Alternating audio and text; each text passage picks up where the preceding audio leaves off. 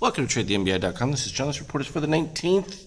Special day. Grace just turned 10. Super special when you move into those double digits because you never go back from there. So it's a one-way train straight forward. We saw the DAOC spread here where the cyan moved above red starting at the beginning of the day. It continued pretty much through it. It's not a robust amount of selling. I mean, we just have what I call this consolidation period where we're just kind of filling in from the little bit of a breakout that we had here. It was a little bit more of a dramatic breakup, but we never got overbought looking at the extreme histogram for the NASDAQ. So interesting that has a little bit more potential as far as catching up to the other indices. And when you look at the Dow, I mean, it's been crazy. We're still at 28 reading, which is well over the 25.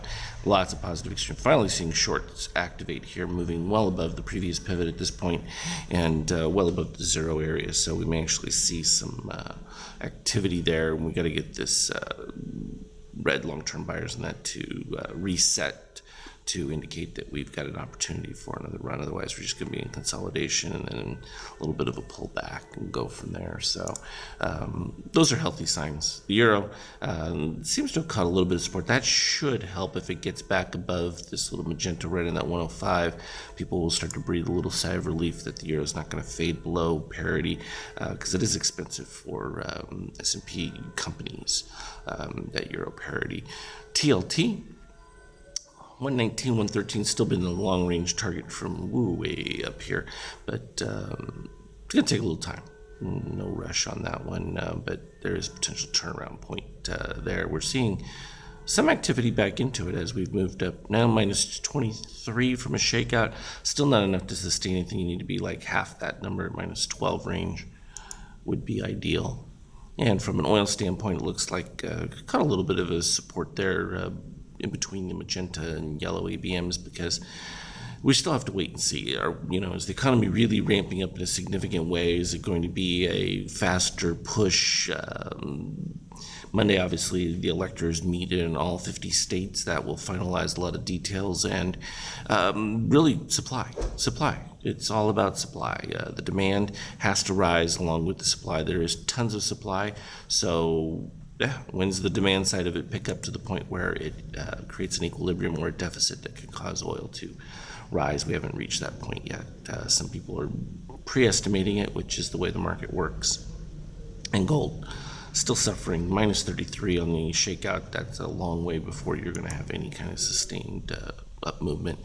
From a 5K standpoint, we came across, we had the break DOC. It wasn't a dramatic DOC break, but you notice the steel stayed below. It wasn't until right about there the steel came up, but then it formed an immediate dip pivot and crossed back below again. Right at the same time, you would effectively be getting a buy signal, canceling it out with the steel moving below cyan, and it pretty much stayed that way until we got down to this last dip right here where the crossover of the steel gave us another rally point, and then you ended up with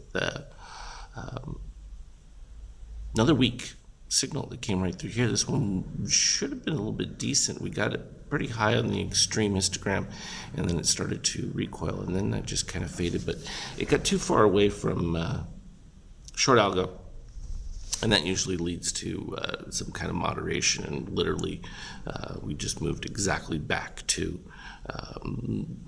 where the buy-in signal would be. So you had a downdraft and then just returned right back to it. And that's just equilibrium. We're going to start getting into holiday light now.